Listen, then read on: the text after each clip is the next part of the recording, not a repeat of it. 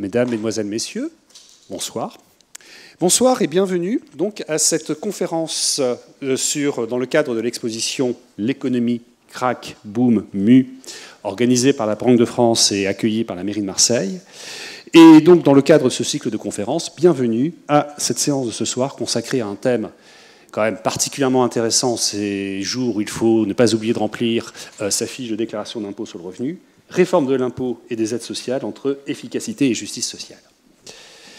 Alors, partons d'un constat, c'est que finalement, la France est paradoxalement l'un des pays où, comme tout le monde sait, le taux de prélèvement obligatoire est l'un des plus importants, mais ce que l'on sait souvent beaucoup moins, c'est que nous sommes l'un des pays où l'impôt sur le revenu rapporte le moins.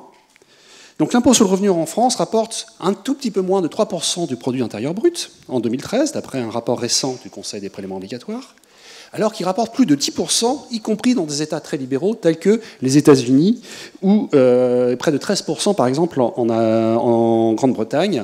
Donc on voit que en fait, la France a l'un des impôts sur le revenu qui rapporte le moins en points de PIB. Donc c'est un paradoxe apparent.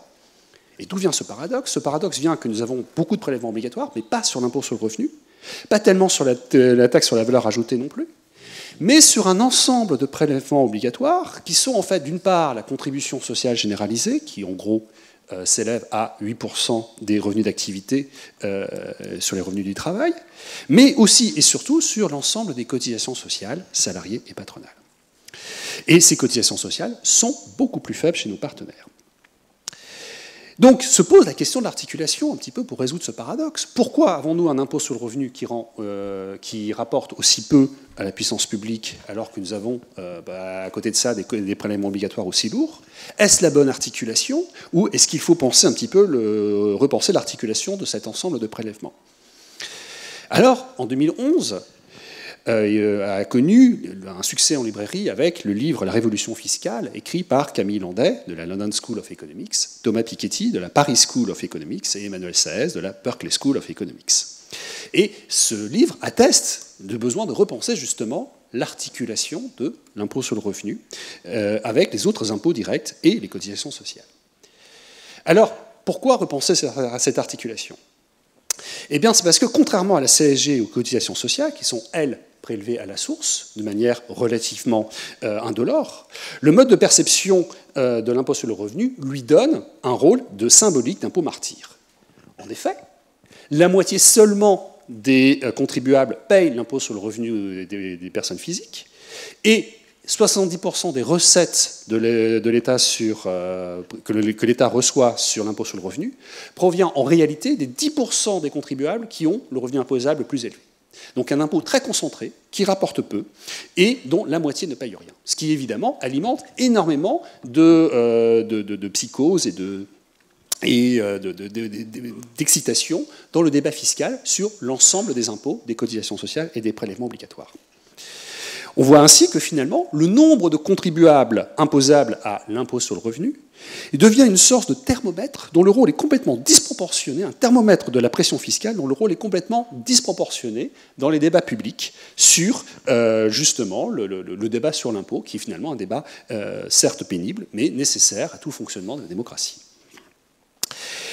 Donc cette dualité, impôt sur le revenu d'une part, cotisation sociale et CSG d'autre part, nuit grandement au débat démocratique en focalisant ce débat sur quelque chose au détriment d'une vision d'ensemble sur l'ensemble de ces prélèvements obligatoires.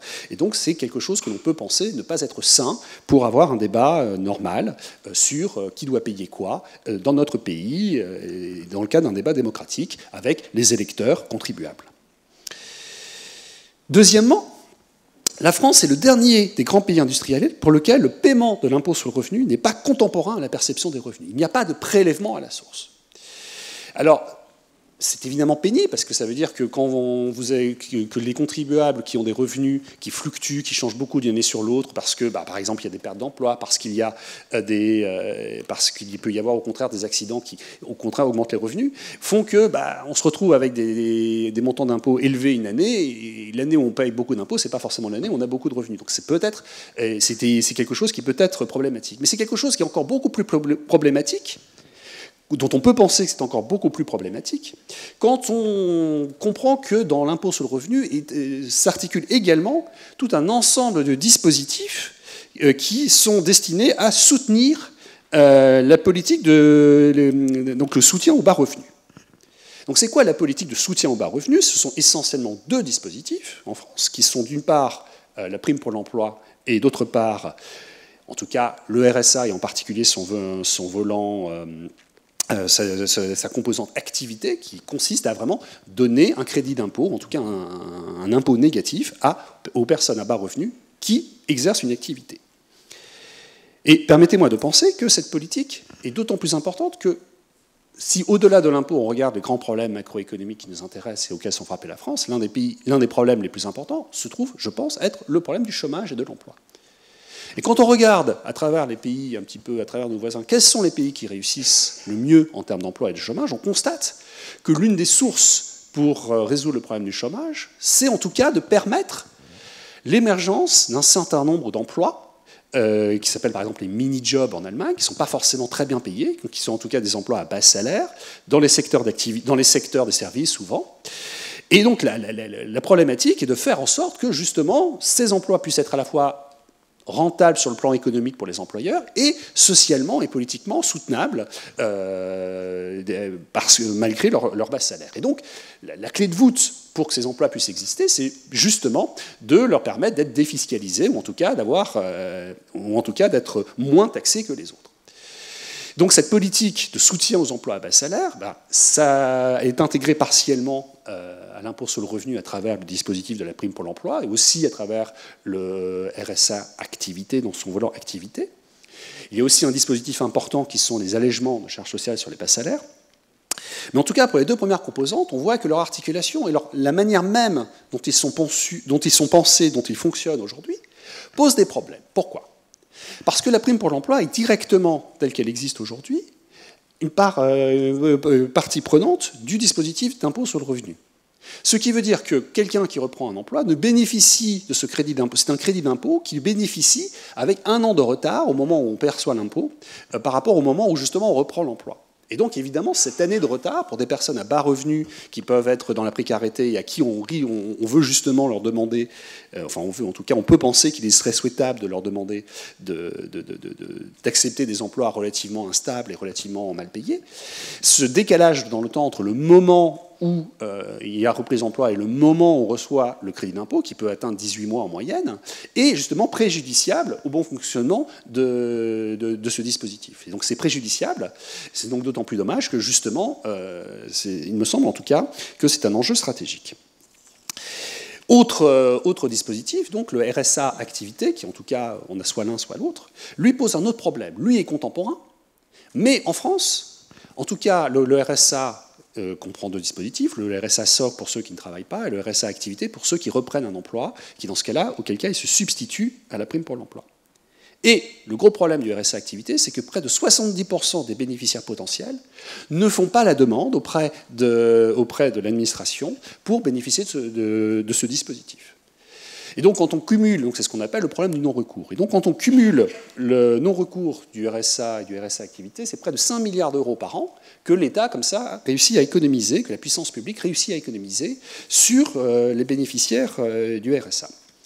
Et donc on voit bien que ce problème, sa politique de soutien aux bas revenus, je ne parle pas de changer les taux, de dépenser plus, je parle simplement de prenons nos dispositifs fiscaux et essayons de réfléchir pour qu'ils soient le plus efficaces, pour que leurs incitations à la reprise d'activité puissent être la plus transparente et fonctionner le mieux possible à budget constant. C'est vraiment ça mon idée. Eh bien, en tout cas, on est très loin du compte. Parce que d'une part, il y a un décalage dans le temps avec le dispositif prime pour l'emploi, et parce que d'autre part, il y a ce non-recours important pour le RSA activité. Et on peut être un tout petit peu inquiet quand on entend que ces deux dispositifs vont être remplacés par le projet de prime d'activité, de voir à quel point cette réforme ne semble pas, enfin en tout cas, ne semble pas répondre à ces deux problèmes fondamentaux que l'on a aujourd'hui, qui est la non-automaticité de la réception du RSA activité, d'une part, et d'autre part, avec un faible taux de recours, et d'autre part, le décalage temporel de la perception de la prime pour l'emploi.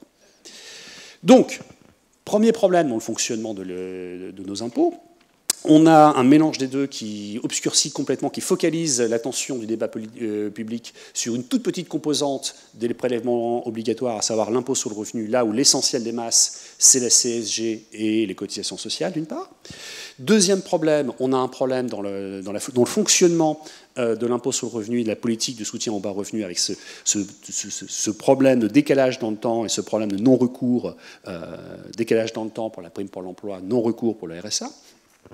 Troisième question qui peut se poser aujourd'hui, c'est la France est l'un des derniers pays, à l'exception certes des États-Unis et de l'Allemagne, à avoir un impôt sur le revenu qui reste calculé au niveau du foyer fiscal, au niveau de la famille, là où un impôt sur le revenu individuel avec éventuellement compensation familiale devient la norme chez un nombre de nos partenaires de plus en plus important. Est-ce une bonne chose ou est-ce une bonne mauvaise chose? Est-ce qu'il faut en tout cas, qu'est-ce qu'il faut en penser sur le plan de la justice économique, sur le plan de la justice sociale, pardon, sur le plan des incitations économiques, sur le plan de la faisabilité juridique? En tout cas, voilà un ensemble de questions qui méritent d'être débattues et qui méritent d'être traitées. Et donc, d'autant plus que finalement, ce rapprochement entre l'impôt sur le revenu, cette articulation entre l'impôt sur le revenu et les autres prélèvements obligatoires, faisait justement partie des promesses de campagne de François Hollande en 2012. Alors, cette réforme de l'impôt sur le revenu, est-elle possible? Est-elle faisable?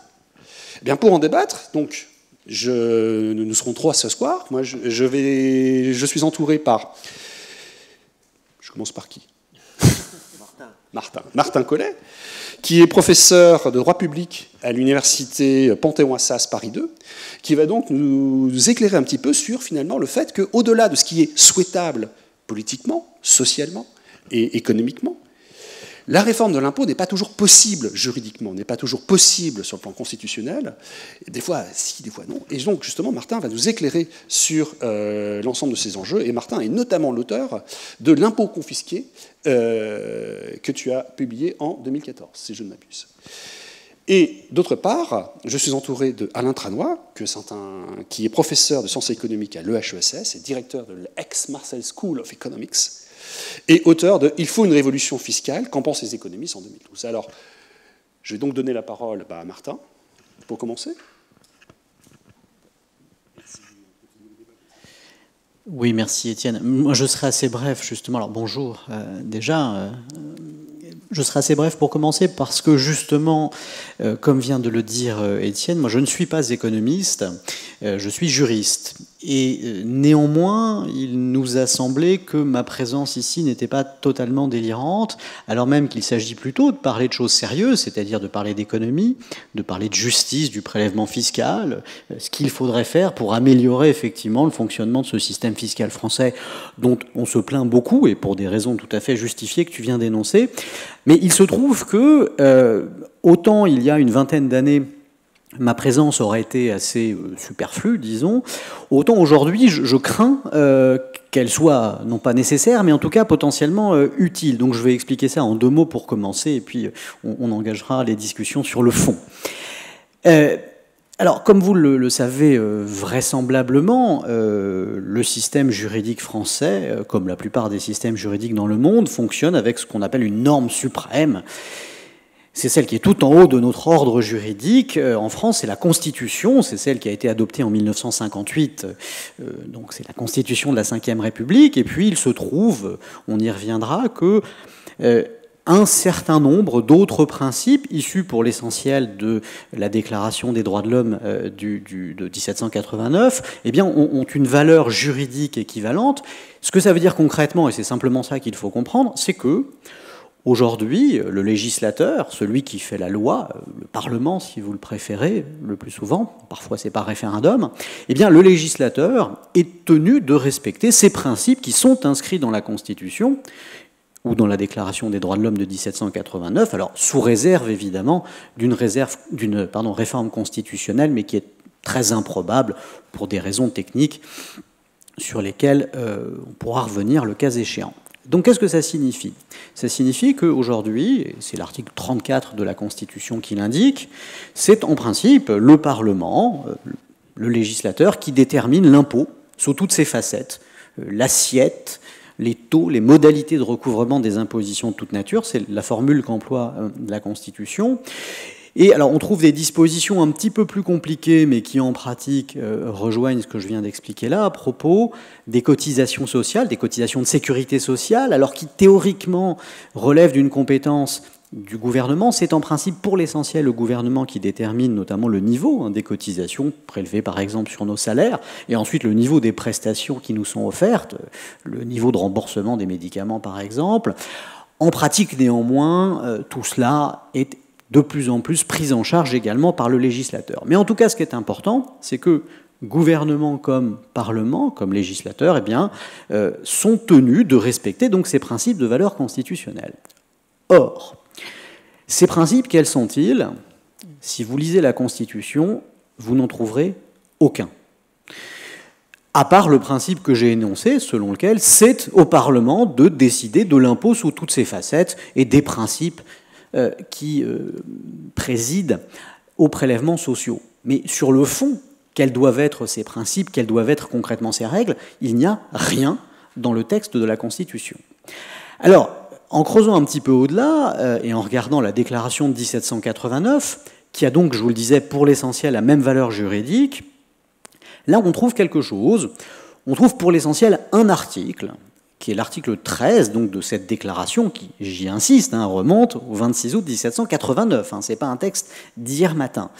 Et cet article 13 eh bien, indique que, vous avez sans doute déjà lu les articles, les 17 articles de la Déclaration des droits de l'homme et du citoyen, et donc l'article 13 indique que une contribution commune est indispensable. Alors, la contribution commune, aujourd'hui, on la qualifierait d'impôt, et derrière cette notion d'indispensabilité, si l'on peut dire, aujourd'hui, on trouve le principe dit de la nécessité de l'impôt. Donc c'est une banalité. Pour que la société puisse fonctionner, il faut qu'il y ait un État qui remplisse un certain nombre de fonctions, de police, puis de redistribution, etc. Et il faut bien alimenter ces caisses. C'est la raison pour laquelle, dès 1789, donc, le constituant pose ce principe de nécessité de l'impôt.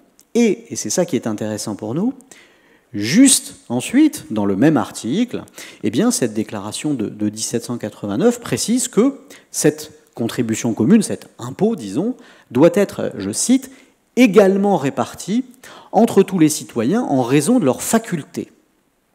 Alors, voilà le seul élément textuel, concret, pas très précis, qui pose une règle qui est donc, je le répète, toujours en vigueur aujourd'hui, bien qu'elle ait plus de 2 siècles, qui viennent expliquer finalement au Parlement la manière dont il doit déterminer l'impôt. La seule règle, c'est donc cet impôt, il doit être déterminé en fonction des facultés contributives, de la capacité qu'ont les citoyens à payer, et qu'une certaine égalité donc doit être prise en compte dans la répartition ensuite entre les citoyens en raison de leurs facultés donc de cet impôt. Alors évidemment, c'est pas grand-chose. C'est pas grand-chose. On a cette idée d'égalité, on a cette idée de capacité contributive, de faculté contributive, c'est la même chose. Mais enfin, concrètement, même si on peut deviner un peu intuitivement que dans l'esprit des révolutionnaires, quelqu'un qui est très très riche a une plus grande faculté contributive que quelqu'un qui est très très pauvre, cela reste assez intuitif et ça n'est pas vraiment formulé. Et il se trouve, et j'arrive presque au bout de ces petits mots d'introduction, il se trouve que, en réalité, jusqu'aux années 70-80, 1970-1980, eh bien, ce principe flottait un petit peu comme ça dans l'air depuis 1789. Tout le monde trouvait ça très sympathique. Vous trouviez des références dans les bouquins d'économie, de droit. Mais concrètement, ça ne guidait pas formidablement le législateur, ou bien l'esprit de 1789 pouvait le guider, mais en tout cas, personne n'était sérieusement là pour lui reprocher d'avoir violé ce principe. Pourquoi ? Parce que, en fait, vous le savez, en droit, ça n'est que depuis 1958 qu'en France existe une juridiction qui s'appelle le Conseil constitutionnel et qui est là donc seulement depuis 1958 pour, le cas échéant, eh bien, venir reprocher au Parlement d'avoir violé la Constitution en annulant les textes de loi qui viennent d'être adoptés, mais donc qui ne respectent pas la Constitution. Et pour des raisons un peu techniques, ça n'est qu'à partir du milieu des années 70, enfin, du début des années 70, 1971 pour être précis, que le Conseil constitutionnel a commencé vraiment à travailler sérieusement justement en contrôlant la loi sur le fondement de principes un peu substantiels, tels que celui que je viens d'évoquer, celui de l'article 13 de la Déclaration de 1789. Mais très longtemps, le Conseil constitutionnel, donc à partir des années 70 et donc jusqu'aux années 90, fin des années 90, il est resté assez prudent. Il est resté assez prudent pour des raisons que les sociologues expliqueraient mieux que moi, mais qui, à mon sens, tiennent à une sorte de timidité. C'était une institution jeune. Il n'osait pas engager de bras de fer politique, si vous voulez, avec le pouvoir en place. Alors il y a eu quelques épisodes, vous n'étiez pas nés pour beaucoup d'entre vous, mais en 1981, au moment des nationalisations d'entreprises engagées par le gouvernement de Pierre Mauroy, il y a eu une décision un petit peu sévère avec ce gouvernement dans la manière dont cette politique très symbolique à l'époque avait été conduite. Bon, ça a été un des premiers moments un peu d'émancipation du Conseil constitutionnel qui s'est senti autorisé, qui s'est senti légitime à annuler des textes qu'il avait donc quelques réserves à annuler encore peu de temps auparavant. Et puis, à la fin des années 90, et plus encore au milieu des années 2000, et plus encore à la fin des années 2000, il y a eu, je crois, une sorte non pas de retournement de situation, mais de nouvelle donne, avec là pour la peine des choses dont vous avez sans doute tous entendu parler. Je crois que la date clé, c'est 2009, avec une annulation d'un texte de loi qui venait d'être adopté par le Parlement, qui était symboliquement extrêmement fort. C'était le projet de taxe carbone. Alors je ne sais pas si vous vous souvenez de cette affaire. Nicolas Sarkozy, à l'époque, se voulait chantre, porteur d'une politique écologique forte. L'idée était de convaincre le monde entier qu'il fallait lutter contre le réchauffement climatique, à travers notamment un dispositif fiscal dit de taxe carbone. Et pour des raisons techniques, le Conseil constitutionnel a estimé que ce projet politique, qui pouvait sembler tout à fait sympathique, même aux yeux du Conseil constitutionnel, eh bien, en gros, était fichu d'une telle manière qu'il conduisait à exonérer trop d'entreprises du paiement de cet impôt, et qu'en gros, si vous voulez, pour simplifier, l'objectif politique affiché par le texte de loi ne pouvait pas être assouvi par le dispositif technique finalement retenu. Et donc c'est cette sorte d'incohérence intellectuelle. Toi, Parlement, tu me dis que tu veux lutter contre le réchauffement climatique et que pour cela tu vas taxer les pollueurs, mais le problème c'est que tu me ponds un dispositif, si je puis dire, qui exonère beaucoup de pollueurs. 93% des industries polluantes, pour des raisons un peu politiques, avaient été exonérées. Et le Conseil constitutionnel annule cette décision. Politiquement, c'est un cataclysme. Je ne pense pas que Nicolas Sarkozy ait perdu les élections suivantes sur ça, mais ça a été quelque chose d'extrêmement violent. On a eu des épisodes assez proches, dans l'esprit, lorsque, en 2012, et vous vous en souvenez sans doute, la fameuse, en tout cas, le fameux projet de taxe à 75% qui avait été au cœur de la campagne électorale de 2012 a été, dans sa première version, annulé par le Conseil constitutionnel sur un motif technique. Contrairement à ce qu'on retient sans doute, ce n'est pas du tout une histoire d'impôt confiscatoire, on pourra en reparler, c'est pour un motif tout à fait technique que le Conseil constitutionnel a annulé ce projet qui, là aussi, politiquement, avait un sens considérable. D'aucuns considèrent que Hollande a été élu là-dessus. Bon. Je pourrais multiplier les exemples, peut-être parce qu'on y reviendra sans doute. Un dernier exemple, c'est lorsque, à l'été dernier, en août 2014, vous vous en souvenez là peut-être, mais vous étiez peut-être en vacances en même temps, Manuel Valls, Premier ministre, depuis peu de temps, porte un projet important pour les classes populaires, pour les faibles revenus. C'était l'idée, en gros, alors le vocabulaire technique, c'était rétrocéder du pouvoir d'achat. Alors c'est pas que technique, c'est un peu politique aussi. En gros, redonner de l'argent à ceux qui n'en gagnent pas beaucoup, étaient concernées les personnes gagnant concrètement moins d'1,3 SMIC par mois. Et l'idée, plutôt que de leur faire un chèque, ce qui n'est pas aberrant, l'État peut, comme ça, adresser des aides directes comme les allocations familiales, même si c'est un dispositif un peu différent. Là, l'idée, c'était en fait de réduire les cotisations que payent les salariés sur leur salaire. Et en fait, en deux mots, à salaire égal du point de vue du patron, à salaire brut égal, eh bien, le patron prélevait potentiellement moins de cotisations sur donc la part revenant aux salariés. Résultat, à salaire brut égal, donc à coût égal pour le patron, le salarié percevant moins d'1,3 SMIC eh bien, devait récupérer, alors selon son niveau de salaire, mais quelques centaines d'euros en plus au bout du compte à la fin de l'année.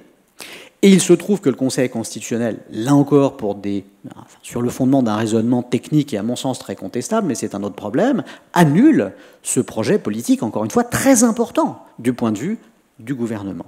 Bref, et ce sera mon dernier mot à ce stade, on voit avec ces exemples que le Conseil constitutionnel aujourd'hui fait peser une contrainte extrêmement importante sur le pouvoir politique, sur le gouvernement, sur le Parlement, puisque le Conseil constitutionnel, et dans toutes les décisions que j'ai citées, c'est la même chose, en se fondant sur la déclaration de 1789, donc en interprétant, en faisant parler, si vous voulez, un texte qui a plus de 2 siècles, eh bien, le Conseil constitutionnel tire de ce texte un certain nombre de normes assez techniques, assez précises, sur lesquelles on pourra revenir si vous le souhaitez, qui, donc, en pratique, limitent considérablement les marges de manœuvre du pouvoir politique et la capacité, finalement, du pouvoir politique à écouter et à tenir compte des excellents conseils que mes voisins peuvent, le cas échéant, lui donner. Et donc, mon rôle ici, aujourd'hui, me semble-t-il, ce sera simplement de faire le juriste, c'est-à-dire, si vous me permettez, l'emmerdeur, celui qui dit « Ah ben non, ça, c'est pas possible. Ah ben non, ça, on peut pas. Ça, on peut peut-être. Ça, il y a peu de chances qu'on peut. » C'est devenu, le juriste emmerdeur est devenu une figure importante aujourd'hui au sein des cabinets ministériels pour justement dire au gouvernement « Là, les gars, ça va être compliqué, c'est peut-être très très juste ce que vous avez en tête, politiquement c'est peut-être sympathique, mais ça ne passera sans doute pas, peut-être pas la rampe du Conseil constitutionnel. » Donc j'incarnerai ça aujourd'hui, ça me plaît beaucoup en fait d'être le censeur. Voilà. Merci beaucoup Martin. Et donc Alain. Bien, merci. Donc moi je suis un peu le régional de l'étape là, et je vous ai préparé des transparents pour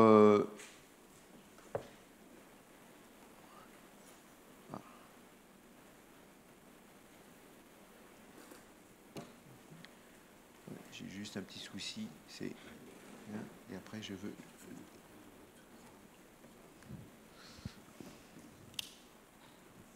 non, parce qu'il revient tout de suite. Voilà.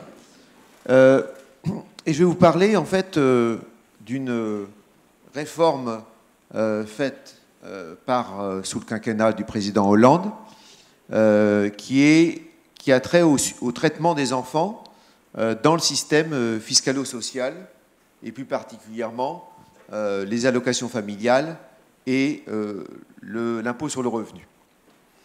Alors, une des particularités en fait de ce quinquennat, c'est que le président Hollande essaie de faire passer souvent des micro-réformes pour des grandes réformes. Et là, c'est une réforme qui me semble être de grande ampleur, et ça sera intéressant de dialoguer pour voir si mes collègues et vous-même, vous êtes d'accord. Et personne n'en fait, je dirais, le service après-vente au niveau du gouvernement, au niveau du Parlement, au niveau du Parti socialiste. Et ça me semble relativement curieux. Alors, évidemment, je peux comprendre certaines raisons, mais quelque part, elles me semblent quand même relativement difficiles à comprendre, parce que c'est véritablement une réforme qui, d'un certain point de vue, peut être mise au crédit, même si, évidemment, si on se place sous d'autres angles de vue, elle peut être mise au débit de ce quinquennat. Alors, c'est une note. Ce travail a été préparé avec Olivier Barguin, qui est professeur également à l'Université d'Aix-Marseille, et Adrien Pacifico, qui est juste devant moi. Et donc, s'il y a un certain nombre d'erreurs dans les figures et dans les graphes qui vous êtes montrés, ça sera entièrement de sa responsabilité. Et donc, il faudra se plaindre à lui. Alors, quelle est la question posée ? La question posée est donc celle du traitement des enfants. Comment doit-on considérer, justement, en termes de capacité contributive ou en termes de besoins, les enfants d'un ménage, donc qu'ils soient mariés ou pas. Et donc, il me semble que là, il y a des points de vue relativement divergents qui s'expriment dans le débat politique et qui s'expriment déjà depuis un certain nombre d'années, au moins depuis la Libération, et même avant. Et donc ici, je vais m'exprimer en tant qu'économiste et non en tant que citoyen. Et donc, quand je vais parler de jugement de valeur, je ne vais pas parler de jugement de valeur ne signifie pas exprimer un jugement de valeur. Donc je pense que ces domaines sont des domaines où il y a effectivement, il est important que les experts puissent indiquer quelles est l'évolution, quelles sont les conséquences en termes économiques, mais on ne peut pas faire abstraction de jugements de valeur qui sont enracinés dans des conceptions philosophiques, de philosophie politique. Et il me semble important ici de bien mettre en évidence ces jugements de valeur, non pas pour ici les défendre, mais simplement pour dire qu'ils sous-tendent un certain nombre de réformes ou de réactions par rapport aux réformes.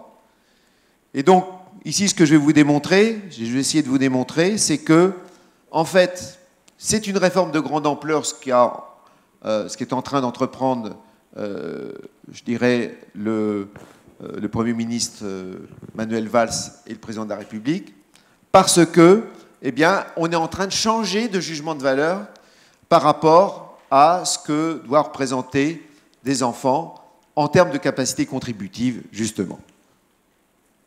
Alors, il y a grosso modo deux positions éthiques s'agissant de la prise en compte des enfants. Nous savons tous que les enfants, eh bien, c'est une énorme source de joie et d'amour. Mais sur le plan, si je raisonne purement sur le plan économique et financier, il n'empêche que, eh bien, faut les nourrir, faut les loger, faut les habiller, faut les distraire, faut les éduquer, et que tout ceci coûte.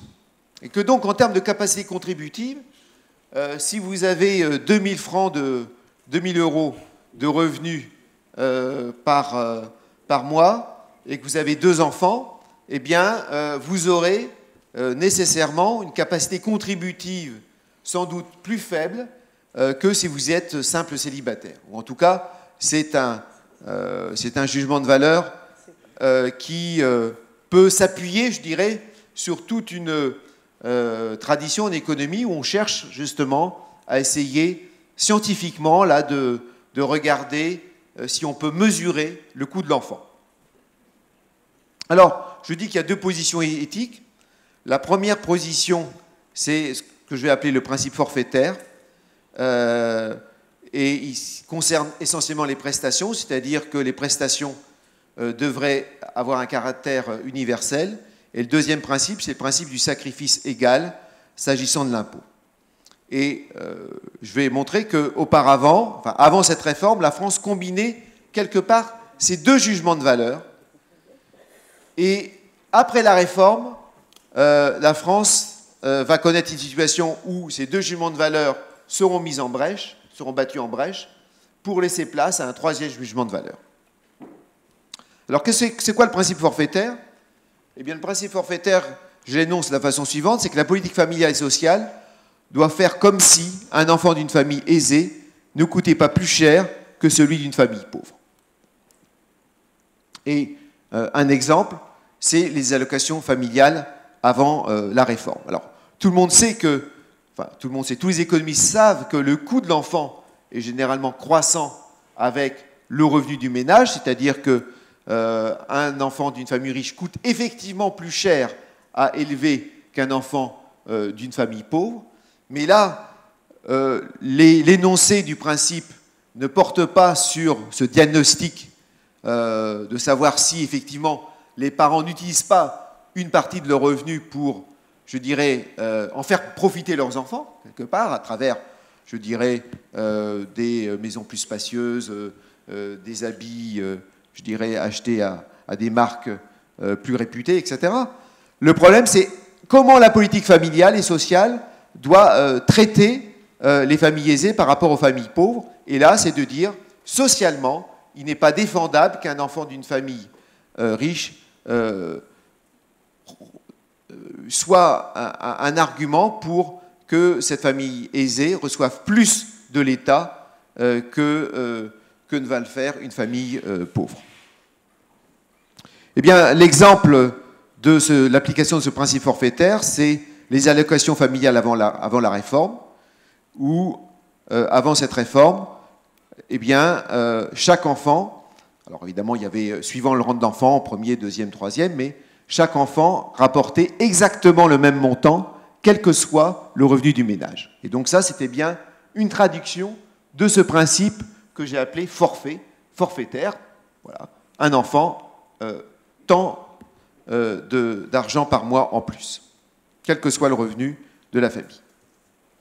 Un deuxième principe, qui est important, me semble-t-il, et qui est lié à une lecture, je dirais, du principe de l'article 13 de la Constitution, me semble-t-il, le principe du sacrifice égal. Le principe du sacrifice égal a une longue histoire en économie, au moins depuis le début du 19e siècle. Et l'idée, c'est que l'impôt, personne n'est content de payer un impôt parce que c'est effectivement, cela réduit le revenu disponible du ménage. Donc l'impôt est vu comme un sacrifice par tous les contribuables. Et donc l'impôt doit tenir compte de la capacité contributive. Ça, c'est manifestement, je dirais, une réécriture immédiate de l'article 13 de la Constitution. Maintenant, là où je fais un pas de plus, et j'espère que Martin acceptera de m'accompagner, puisque ses collègues du Conseil constitutionnel ont interprété généralement cet article de cette façon, c'est-à-dire que la capacité contributive doit tenir compte de la taille familiale, à savoir le revenu d'une famille d'un ménage n'est pas le seul élément qui définit la capacité contributive. Les besoins associés à la taille familiale doivent être pris en compte. Et donc, le principe de sacrifice égal, c'est de dire que pour une même capacité contributive, l'impôt doit être égal. C'est exactement, là encore, quelque part l'article 13, mais appliqué ici à la dimension de la taille familiale. Alors, maintenant, je vais vous parler d'un concept que vous connaissez tous si vous êtes penché sur votre déclaration d'impôt. C'est le concept de quotient familial. Et je vais lier le concept de quotient familial et le concept de sacrifice égal. Donc, qu'est-ce que c'est que le quotient familial? Eh bien, le quotient, on sait tous depuis l'école primaire, c'est ce qui reste après une division. Et là, on divise le revenu par un nombre de parts qui est lié à la taille familiale. Donc, je dirais que chaque enfant, là je ne parle pas de la dimension conjugale, on pourrait y revenir, c'est une dimension très intéressante, mais là je m'intéresse uniquement aux enfants. Chaque enfant rapporte, je dirais, une demi-part, et le troisième enfant rapporte une part. Et donc, le quotient familial divise le revenu disponible du ménage par le nombre de parts. Chaque adulte, en tout cas les deux conjoints rapportent une part, et puis un enfant rapporte par exemple une demi-part. Si vous avez deux enfants, ça vous fait un nombre de parts égal à 3. Et le quotient familial sera tout simplement le revenu divisé par 3 dans le cas d'un couple avec deux enfants. Donc, je fais un pas supplémentaire pour essayer d'opérationnaliser le critère du sacrifice égal dans cette dimension familiale, pour dire que la capacité contributive, telle que l'a conçue, je dirais, après la libération, ceux qui ont inventé le concept de quotient familial, ils ont approché le concept de capacité contributive par la notion du quotient familial. Les économistes, depuis une trentaine, une quarantaine d'années, ont eux aussi, je dirais, avancé sur cette question. Et tout ce qu'on peut dire, c'est qu'a priori, le nombre de parts tel qu'il est dans la législation fiscale française, je dirais, magnifie le besoin, le coût de l'enfant. C'est que certainement, ce n'est pas 0,5. 0,5 est certainement une borne très supérieure au coût effectif qui serait plutôt de 0,4, 0,3. Donc, je continue ma démonstration pour dire que, eh bien, chez nombre de personnes qui défendent le quotient familial, il y a l'idée qu'à quotient familial égal, on a un impôt égal, et donc le principe de quotient familial respecte le principe du sacrifice égal dans la dimension familiale. Bien sûr, il y a la dimension verticale, avec la progressivité du barème, et le fait que, eh bien, l'impôt marginal, l'impôt que vous allez payer sur le dernier, sur le dernier euro gagné, eh bien, devient de plus en plus important. Mais là, je me place sur cette dimension familiale. Et donc, vous avez la démonstration, là, dans ce schéma. Vous partez du revenu du ménage, vous avez le nombre de parts, vous divisez le revenu par le nombre de parts, vous avez le quotient familial. Après, vous appliquez le barème à l'impôt par part. Et donc, si vous avez le même quotient familial, vous payez exactement le même impôt par part. Et donc, vous avez ici, je dirais, le cœur de l'argument pour lequel le principe du sacrifice égal peut être avancé comme un argument protégeant la notion de quotient familial. Donc, ma conclusion intermédiaire, j'ai donc décrit rapidement le système français avant la réforme importante introduite par ce quinquennat. Le système français combinait deux principes. Le système forfaitaire pour le système des allocations familiales. Chaque enfant rapportait la même chose. Et puis, sans plafonnement, l'impôt sur le revenu respectait également le principe du sacrifice égal. Alors, vous pourrez me dire, c'est merveilleux, on avait deux principes. Chaque principe était respecté pour d'une part les prestations, l'autre pour l'impôt sur le revenu. Donc vraiment, la France était le pays le plus équitable du monde dans cette dimension. Oui, mais on peut poursuivre le raisonnement et se dire, oui, mais si on fait le bilan au total, si on ajoute ce qu'on reçoit des allocations familiales à ce qu'on doit comme impôt, et qu'on regarde combien rapporte un enfant supplémentaire en fonction de la taille du revenu, en fonction du montant du revenu. Que se passe-t-il? Eh bien, voilà.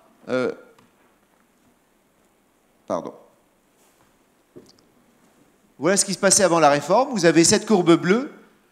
Donc ici, sur l'axe horizontal, vous avez le revenu net annuel d'un couple. Donc là, c'est l'avantage financier pour un deuxième enfant. Donc il s'agit que gagne avec le système fiscalo-social français, c'est-à-dire avec les allocations familiales et le système du quotient familial, combien rapporte. Je fais exprès d'être, je dirais, d'employer un verbe relativement, qui pourrait être entaché d'une certaine vulgarité, dans ce contexte, mais dire combien rapporte un deuxième enfant en fonction du revenu. Donc ici, vous avez le revenu du couple, vous avez ici 40 000, 50 000, 60 000, 70 000, 80 000, 90 000, 110 000, et vous avez le gain annuel en euros, et vous voyez que la courbe bleue est plate ici, sur la plage 40 000, 70 000 euros. Après, ça monte entre 70 000 et 85 000 euros. Ça, c'est l'effet du quotient familial, et après, c'est plat. Ensuite, c'est l'effet du plafonnement du quotient familial. Mais, donc, vous voyez qu'on passe grosso modo de un peu au-dessus de 2000 à un peu au-dessus de 4000. Donc, un deuxième enfant, rapporté près de 2000 euros annuels pour un couple gagnant 40 000 euros, et rapporté pour un couple gagnant 100 000 euros, près de 4 000 euros. Alors, le fait que l'avantage financier de l'ensemble du système fiscalo-social peut être vu comme injuste, parce que quelque part, ça vient violer, je dirais, l'idée forfaitaire, mais l'idée forfaitaire non pas appliquée à une branche du système fiscalo-social, mais à son ensemble. Et donc, évidemment, une question que je vous poserai à mes collègues et à tous les gens de l'assistance, c'est est-ce que c'est légitime de superposer? Bien évidemment, c'est une question, il faut déjà accepter de superposer. Certains acceptent de le faire, d'autres non, mais je ne vais pas engager le débat sur ce point. Donc, la vision, me semble-t-il, qui sourd des deux réformes qui viennent d'être mises en place ou qui vont être mises en place, c'est que c'était injuste. C'est que globalement, on arrivait à un système injuste, même si pour l'impôt sur le revenu, ça pouvait être considéré comme juste, et pour le système des allocations familiales, ça pouvait être considéré comme juste. L'effet global était injuste. Réforme majeure qui va avoir le plein effet au 1er juillet. Les allocations familiales deviennent dégressives. Donc à partir de 6 000 € de revenus mensuels, ces allocations familiales vont être divisées par 2. À partir de 8 000 € de revenus pour l'ensemble du foyer fiscal, eh bien, ça sera divisé par 4. L'avantage du quotient familial, qui était auparavant plafonné à 2 336 € en 2012, donc je dirais à la fin du quinquennat de Sarkozy, est maintenant plafonné à 1 500 € par enfant supplémentaire. Donc, il est clair que les conséquences éthiques, donc en termes des jugements de valeur que j'ai distingués précédemment, ça fait forcément que les deux principes que j'avais énoncés ne sont plus respectés. C'est-à-dire qu'effectivement, pour les allocations familiales, un enfant supplémentaire ne rapporte plus la même chose. Et donc, d'autre part, le principe du sacrifice égal n'est plus respecté non plus. En revanche, et c'est, je dirais, une découverte qu'on a fait, ça veut dire qu'il y a bien eu quelque part un paramétrage pensé au niveau de Bercy et de la Commission des finances de l'Assemblée nationale. On peut dire maintenant que le système global applique un principe forfaitaire, et vous avez maintenant ici le gain supplémentaire d'un enfant, du deuxième enfant, en rouge, ici, sur la courbe rouge, contrasté avec ce qui se passait, ce qui se passe jusqu'au 1er juillet, qui est la courbe bleue. Et vous voyez qu'on est arrivé, bon, avec ici quelques petites imperfections, on est arrivé à un système globalement forfaitaire, à part quelques petites, je dirais, erreurs de calcul. Bon, le système fiscal français est compliqué, donc je veux dire, quand on rapièce bout par bout, on n'arrive pas forcément à un manteau immaculé. Mais vous voyez quand même que, grosso modo, vous avez l'application du principe forfaitaire globalement. Globalement, un enfant, maintenant, le deuxième enfant va rapporter 2 000 €, quel que soit le revenu du foyer fiscal. C'est la même chose pour le troisième enfant, mais ça devient un peu plus tarabiscoté. Là, vous voyez, vous avez des pentes qui pourraient attirer des grimpeurs. Hein. Donc là, les erreurs de calcul ont été encore plus importantes. Alors, évidemment, pourquoi je dis que c'est une réforme importante? C'est une réforme importante d'une part parce que vous voyez bien qu'on passe de l'application d'un certain nombre de jugements de valeur sur chaque système pris séparément à un autre jugement de valeur pour le système, pour l'ensemble du système fiscalo-social pris dans sa globalité. Mais c'est aussi une réforme importante parce que ça va entraîner des pertes de revenus relativement appréciables. Ces pertes de revenus, nous les avons calculées. C'est Adrien qui les a calculées. Donc, Adrien, on arrive quand même à, pour un revenu de 100 000 € net annuel, à 6 000 € de perte mensuelle. Donc, vous avez en rouge ici la perte due au quotient familial, en vert la perte due à la modulation des allocations familiales.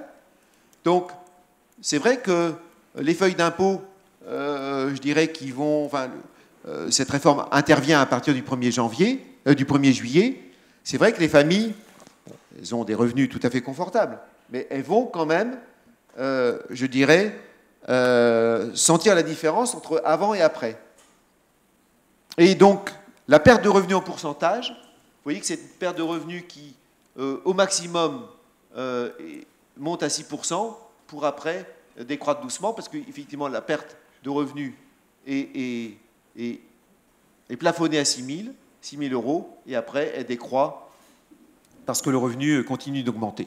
Donc, on ne peut pas croire que ces pertes de revenus importantes n'induisent pas des changements de comportement. Alors, je ne parle pas des changements de comportement électoraux, mais il peut y avoir des changements de comportement en matière de décision de travailler, en matière, je dirais, en particulier, voilà, est-ce que c'est suffisamment intéressant de rester au foyer lorsqu'on a 3 enfants ou pas, en matière de divorciabilité, en matière...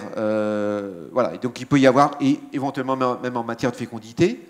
Donc, on est en train de se pencher là-dessus en se disant, est-ce que on peut imaginer quels seront les impacts en termes de comportement économique de cette réforme? Bon, alors je ne vais pas... là, ça serait à ce stade des pures spéculations de théoriciens, mais évidemment, ça sera très intéressant de confronter ces spéculations de théoriciens à la réalité. Et j'espère vous avoir convaincu que la réforme qui avait été mise en place mérite certainement un coup de projecteur. Voilà. Alors, et peut-être, alors je ne sais pas bien comment ça fonctionne, mais plus tôt la salle se saisit, je crois, de la parole, et mieux ce sera. Mais peut-être justement pour lancer un peu la discussion sur ces questions qui sont tout à fait d'actualité, je crois très intéressantes. J'ai envie de faire juste une toute petite remarque, et puis ensuite je poserai une question désagréable, mais c'est fait exprès, hein, faire un peu de provocation. Alors déjà la remarque, c'est assez drôle parce que dans le raisonnement qu'Alain nous a présenté, je crois qu'il y a une toute petite saute quand même. Au tout début du raisonnement, il y a quand même un épisode manquant. Alors, certes, il apparaît aujourd'hui évident à tout le monde, et notamment au Conseil constitutionnel, qu'il convient de tenir compte des charges de famille, donc le fait qu'on ait des enfants et que ça coûte cher, effectivement, il convient d'en tenir compte pour apprécier les capacités contributives au sens juridique, c'est-à-dire au sens de l'article 13 de la Déclaration, et donc ça veut dire concrètement qu'aujourd'hui, et le Conseil constitutionnel l'a dit en 1997, le Parlement, lorsqu'il élabore une politique fiscale, une politique de redistribution sociale, il doit tenir compte du fait que les enfants constituent des charges dont on doit tenir compte. Bref. Mais c'est pas si évident que ça. Ce que je veux dire par là, c'est que c'est pas inscrit dans la nature des choses. Il y a d'autres charges. Moi, je passe ma vie à aller au casino. Je dépense beaucoup d'argent, donc pour moi c'est une charge d'aller au casino. Est-ce qu'il est légitime que le Parlement tienne compte de ces charges lourdes que j'ai, mes charges de jeu, qui viennent réduire d'une certaine manière mes capacités contributives? Alors la réponse, vous la devinez, parce que démocratiquement on en a délibéré, alors pas exactement en ces termes, mais à peu près, et effectivement, mais c'est assez récent, en fait, depuis moins d'un siècle, le Parlement a toujours eu tendance à considérer qu'il était plus légitime, mais c'est un jugement de valeur, de tenir compte des charges de famille, et donc concrètement, de faire en sorte que l'État fasse des cadeaux, donne un coup de pouce aux gens qui avaient des enfants, plutôt qu'aux gens qui allaient au casino. C'est un jugement de valeur. Et je voudrais rappeler quand même que ce jugement de valeur, il repose sur un choix politique, qui est un choix politique en 1914, en 1917, de dire « faites des enfants ».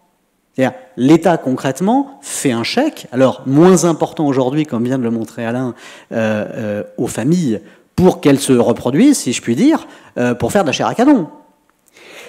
Aujourd'hui, est-ce qu'il est tout aussi légitime, pour les mêmes raisons ou pas, que l'État continue finalement d'encourager les gens à faire des enfants plutôt qu'à aller au casino ou à faire je ne sais pas quoi d'autre, à acheter des moteurs qui ne polluent pas?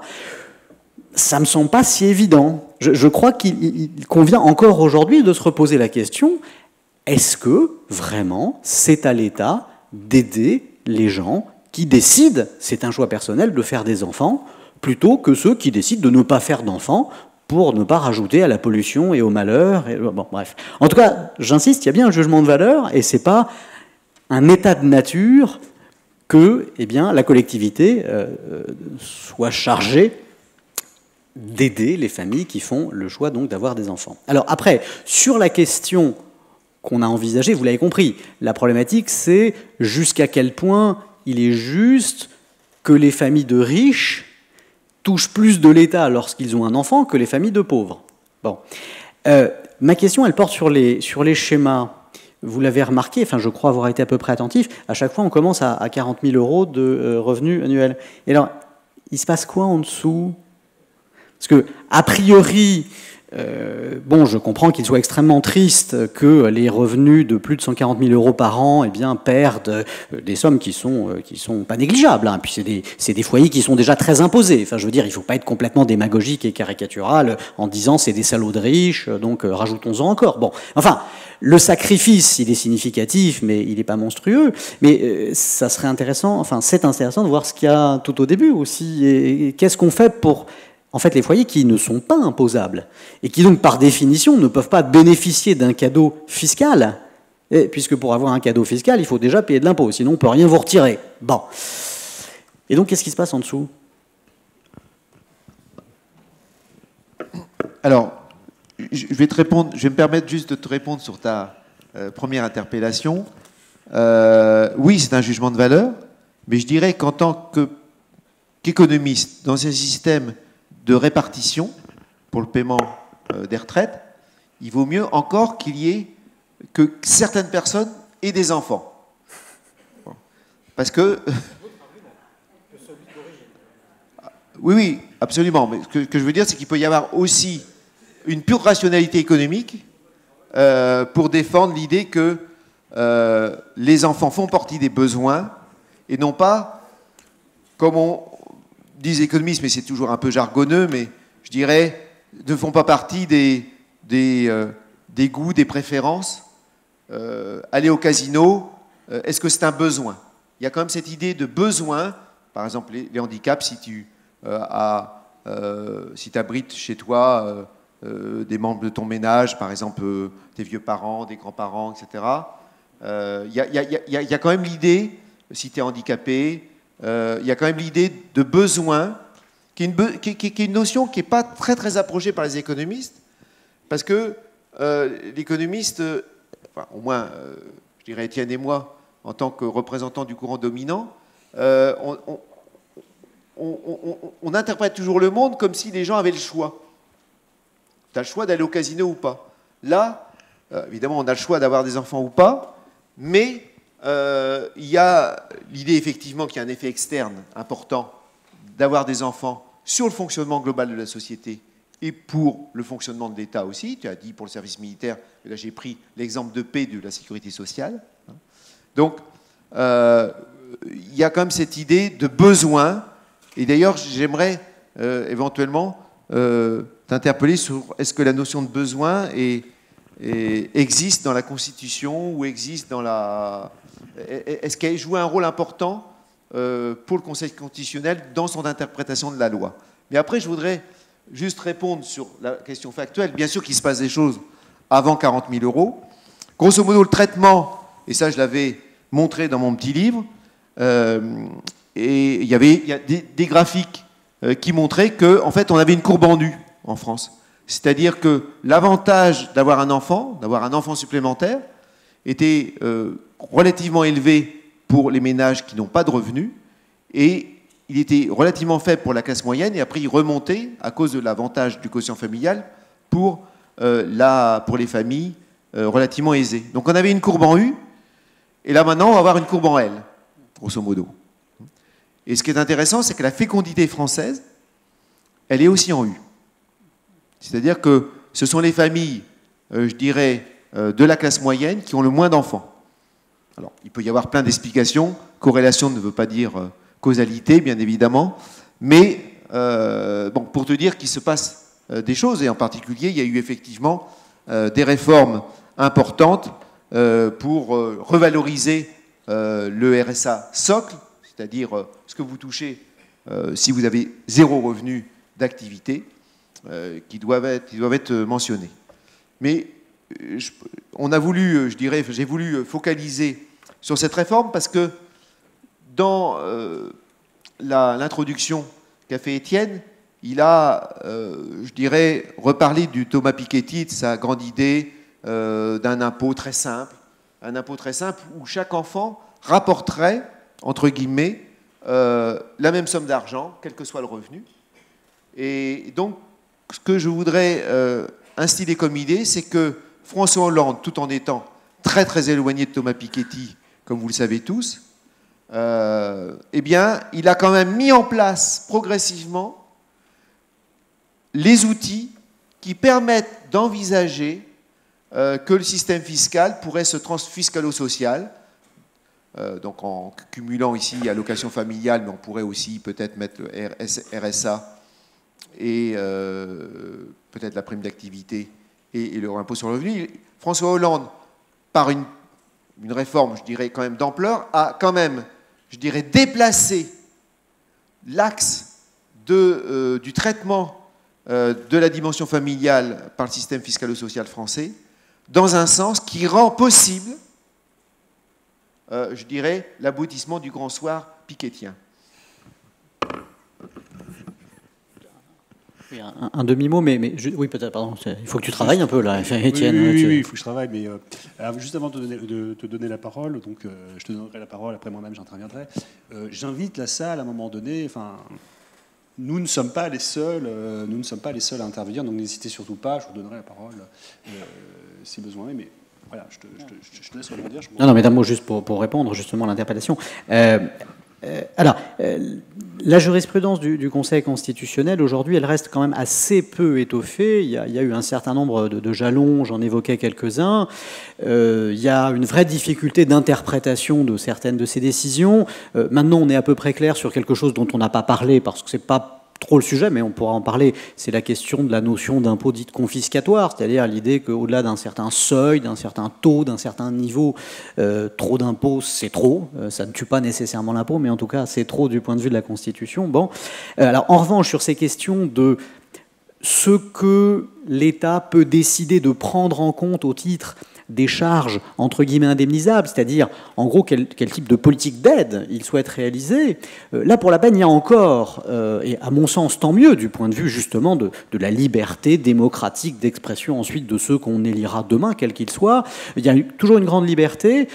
Certes, il y a une espèce d'obligation donc d'aider les familles, alors pour compléter ce qu'on disait tout à l'heure, qui repose, d'après le Conseil constitutionnel, sur le préambule de la Constitution de 1946. Alors c'est amusant, parce que ça permet de voir quand même comment se construit une obligation.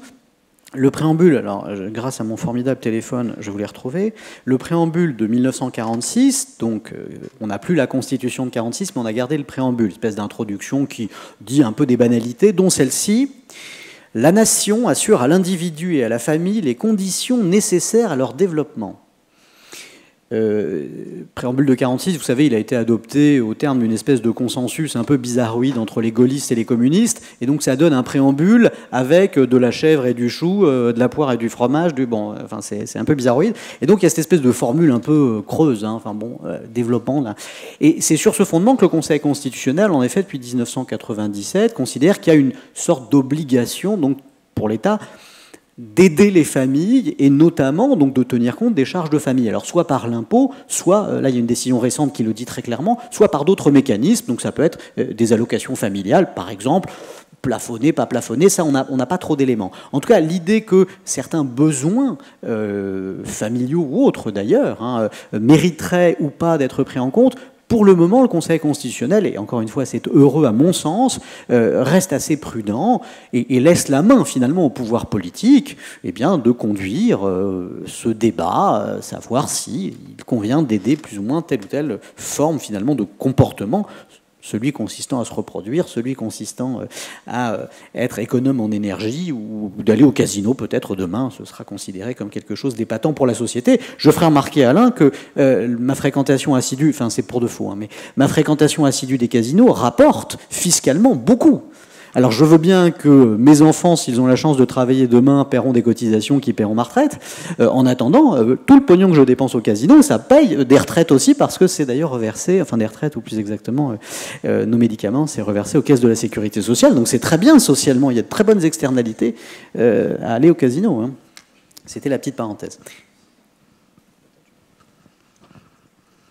Donc moi, je vais quand même intervenir un tout petit peu. Donc d'abord, merci à vous deux pour vos interventions. Et finalement, j'essaye de... Quand je vous écoute, vous, et puis de manière générale, quand j'écoute un petit peu le débat sur la politique fiscale, c'est-à-dire que je me rends compte qu'en fait, il y a un certain nombre d'arguments qui sont donnés, que je pense que c'est important de clarifier que ces arguments ne doivent pas se passer au même niveau. Et à la limite, le débat qu'on a en ce moment justement sur cette réforme du traitement familial des enfants illustre bien justement le fait qu'on a une diversité. C'est-à-dire que moi, je suis économiste, c'est clair. Donc de ce point de vue-là, je revendique une certaine capacité d'expertise, etc. Mais je suis aussi un citoyen. Et donc, ce que je veux dire, c'est que dans ce cas-là, effectivement, il y a des choix, et il y a des choix qui sont éminemment politiques, qui je ne pense pas qu'en tant qu'économiste, on a à imposer la supériorité du principe d'égal sacrifice ou du principe forfaitaire. Ça, c'est pas un choix d'économie, c'est un choix, on peut le formaliser, ce genre de choses, mais ça, c'est un choix politique. Est-ce qu'il faut ou non, est-ce que les dépenses de Martin dans les casinos doivent être comptées ou non dans les contributions contributives plus ou non que les enfants? C'est un choix politique, c'est un choix de jugement de valeur, on est pour, on est contre, mais quelque part c'est important de le rappeler, c'est-à-dire qu'on est dans une démocratie, c'est au Parlement, c'est au débat démocratique de choisir un petit peu justement les priorités en matière fiscale, et là, tous ces débats-là, on peut être pour, on peut être contre, mais in fine, c'est un débat qui revient au Parlement et certainement pas aux experts. Donc c'est quoi finalement les 4 types d'arguments différents qu'on peut entendre en matière de débat fiscal? Premièrement, il y a ces débats que j'appellerais des arguments d'équité. Si vous augmentez l'impôt, si vous augmentez l'impôt, si vous augmentez un taux, si vous à partir de tel niveau, etc., ça avantage. Il y a des gains, il y a des perdants. Et ça, est-ce que c'est souhaitable ou est-ce que ce n'est pas souhaitable? C'est finalement au débat démocratique de trancher ces arguments d'équité. Donc là, l'argument, effectivement, tu nous montres que François Hollande, tu nous décris que les réformes combinées du plafonnement du quotient familial et de la perte due à la modulation aboutit à augmenter le niveau des prélèvements obligatoires pour les familles ayant des enfants et ayant des revenus élevés. Au passage, je t'interpelle d'ailleurs, vous anticipez mécaniquement ce gain à combien en termes de recettes pour les finances publiques? Donc je me permets d'interpeller là-dessus. Mais en tout cas, voilà, est-ce que c'est une bonne chose, est-ce que c'est une mauvaise chose? À la limite, on n'a pas à y répondre. C'est au Parlement, c'est aux citoyens, c'est aux électeurs de dire, finalement, est-ce que c'est normal ou pas? Après, il y a un deuxième type d'argument. Puisqu'on modifie le barème, on modifie la nature des agents, nécessairement les individus, nécessairement les ménages, nécessairement ne sont pas idiots et se rendent bien compte qu'éventuellement, s'il y a une opportunité de payer moins d'impôts en changeant ses comportements, naturellement, on va changer des comportements. Alors, plus ou moins selon le cas, donc voilà, il y a ce deuxième type d'arguments qui sont finalement la réponse des comportements économiques à des changements de réforme fiscale. Donc là, par exemple, quelque chose qui m'interpelle beaucoup, c'est-à-dire que si j'ai bien compris ce que tu nous as dit sur la modulation qui est mise en place, cette modulation est complètement discontinue. Et donc, c'est-à-dire qu'on peut très bien aboutir à des aberrations du genre, on gagnerait plus d'argent en ayant 6 000 euros, en ayant 5 999 euros mensuels, dès qu'on a des enfants, qu'en ayant 6 100 euros ou 6 050 euros, parce que justement, on reste en dessous de la dégressivité des allocations familiales, et donc ce qu'on perdrait en salaire en moins serait plus que compensé parce qu'on gagnerait en allocation familiale supplémentaire. Alors, c'est peut-être pas 6 100, j'ai pas fait les calculs, mais on sent bien qu'une personne suffisamment... qu'à partir du moment où on se rend compte de ce genre de choses, si justement les gens à 6 000 euros par mois, en général, ont quand même la latitude de faire un certain nombre d'activités à la marge, et donc ont justement ont une certaine possibilité d'ajuster leur comportement en réaction à ce genre de choses. Et donc justement, l'un des rôles, je crois, aujourd'hui de l'économie, dans les économistes dans le débat fiscal, c'est d'essayer d'apporter des éléments de réponse, de quantifier est-ce que ce genre de réponse comportementale est ou non important, qu'est-ce que ça peut avoir comme conséquence directe sur les comportements, et en retour, si évidemment on change des comportements, on change des offres, on change des demandes, on change des prix, et on se retrouve avec des effets qui peuvent être assez différents. Et je t'interpellerai là-dessus tout à l'heure. Troisième type d'argument, et c'est un peu ce que j'ai essayé d'évoquer tout à l'heure. Bon, ok, il y a les barèmes théoriques et il y a les barèmes tels qu'on les comprend. Et entre les deux, il peut se passer beaucoup de choses, parce que tout le monde n'est pas un expert fiscal. Et donc c'est pour ça, tout à l'heure, que j'ai essayé d'insister beaucoup sur la politique de soutien aux bas revenus. Bah oui, théoriquement, la prime pour l'emploi, elle est là justement pour dire, bah voilà, si vous n'avez pas beaucoup de revenus, mais que, si en gros, si vous travaillez au SMIC, c'est vrai que c'est pas beaucoup, mais l'État va vous faire, vous payer sur vos 8% de CSG, l'État va vous rétrocéder avec 18 mois de retard. C'était ça un peu l'idée de la prime pour l'emploi, la moitié de la CSG que vous payez aujourd'hui. Bon, et on se rend bien compte qu'à un moment donné, le fait d'empiler les dispositifs, le fait d'avoir cette espèce de complexité, institutionnelle, fait que justement, ces incitations économiques, et dans l'occurrence pour la prime pour l'emploi, sont des incitations positives. On veut souhaiter faciliter le fait que reprendre un emploi soit économiquement rentable. Et donc l'un des grands enjeux, c'est que, est-ce que oui ou non, aujourd'hui, il vaut mieux rester sans emploi ou accepter un emploi au SMIC à mi-temps? C'est ça, en fait, l'un des enjeux qui se pose. Est-ce que la reprise d'une activité à mi-temps au SMIC est suffisamment rentable? Et est-ce que, justement, les outils que l'on a utilisés, que l'on a mis en œuvre, le RSA activité a été mis en place pour ça, la prime pour l'emploi a été mis en place pour ça, mais est-ce que la manière dont on a conçu ces dispositifs, avec cette difficulté administrative du non-recours et avec ce décalage dans le temps, fait que ces dispositifs donnent des incitations qui sont suffisamment transparentes? Et donc c'est pour ça qu'il y a ce troisième type d'argument dans le débat politique, et là encore, je crois que c'est le rôle des économistes, en tout cas, c'est notre rôle d'essayer d'apporter des éléments de réponse à ce genre de choses. Donc, arguments d'équité, qui sont éminemment des arguments de jugement de valeur et des arguments qui doivent rester la propriété du débat politique, même si nous sommes enfin moi je suis économiste, Alain aussi, mais et en tant que tel, je suis aussi citoyen, j'ai aussi mes préférences. Argument en termes d'incitation économique et d'effets d'équilibre général et d'effets sur les prix et d'effets macroéconomiques. Et là aussi, c'est notre rôle un petit peu, je crois, d'essayer d'apporter des éléments de quantification. Argument en termes de transparence des incitations. Et donc, j'ai dénoncé un certain nombre de choses sur la politique de soutien aux bas revenus. Je pourrais dire, par exemple, que le CICE, le crédit d'impôt compétitivité emploi, est de ce point de vue-là très mal conçu, puisque là encore, c'est un crédit qui est destiné à permettre aux entreprises de recruter des personnes à basse, entre autres à bas salaire, en baissant les cotisations patronales. Mais ce crédit d'impôt, on le reçoit en fait avec plus d'un an de retard. Les entreprises le reçoivent avec plus d'un an de retard sous la forme d'un crédit d'impôt sur les sociétés. Tu fronces les sourcils, tu me corriges après si je dis des bêtises. Bon, d'accord. Donc tu me corrigeras. Je me ferai taper sur les doigts par mon collègue à côté. Mais donc voilà, en tout cas, ces questions, elles sont importantes parce que ça veut dire qu'en dépensant le même argent en termes d'incitation, on peut avoir des effets économiques qui sont plus importants. Et le dernier argument, c'est là que Martin nous a éclairé d'une manière tout à fait pertinente, il y a l'argument de faisabilité juridique. Et donc, justement, l'une des choses qui était assez drôle, c'est que, c'est un petit peu ma marotte, la prime pour l'emploi fonctionne mal parce qu'elle est reçue avec retard. Mais historiquement, pourquoi justement elle fonctionne si mal? Elle fonctionne si mal parce qu'en fait, elle a été mise en place suite à une censure du Conseil constitutionnel qui a eu lieu en 2000, me disait tout à l'heure Martin, qui était qu'en fait, le premier projet, c'était un projet qui consistait à dire, voilà, il y a un truc qui existe, qui s'appelle la CSG, qui est prélevée de manière proportionnelle, et on va brancher sur ce schéma de prélèvement automatique à la source, enfin sur ce schéma, on va brancher sur ce mode de perception contemporain automatique qui ne nécessite pas de déclaration préalable, qui est administrativement simple.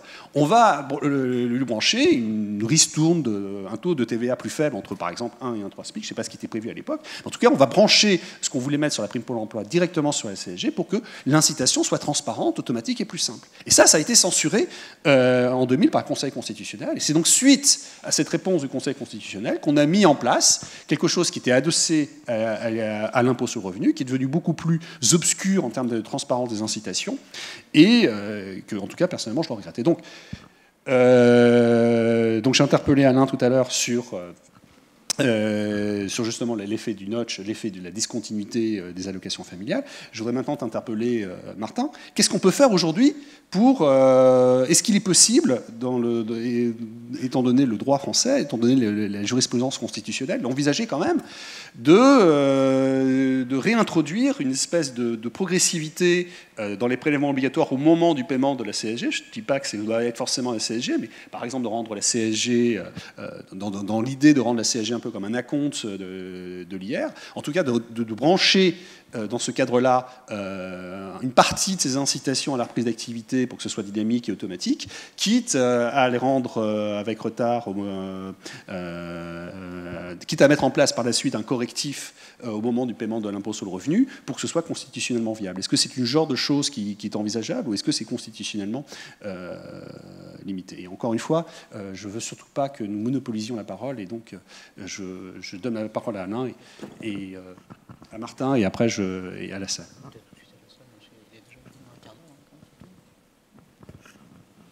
Il y a un micro qui se promène, formidable.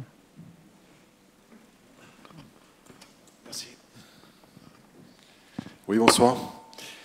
J'aurais des questions vraiment simples. Je voudrais savoir, est-ce que vous pourriez donner une estimation du coût de la fraude sociale en France, pour le coût pour l'État, et même question pour la fraude fiscale. Je vous remercie. Ça, je peux dire un mot. Il y a eu des estimations qui ont été produites il y a plusieurs années par le Conseil des impôts, l'ancêtre du Conseil des prélèvements obligatoires, auquel appartient mon voisin de gauche. C'est des estimations qui sont, au dire même de ceux qui les ont produites, quasi fantaisistes, pour des raisons que vous imaginez. C'est important, mais pas tant que ça. Alors, les chiffres en France, on a 70 milliards de mémoire qui traînaient, c'est ça? Non, je sais, enfin, vous préciserez l'un et l'autre.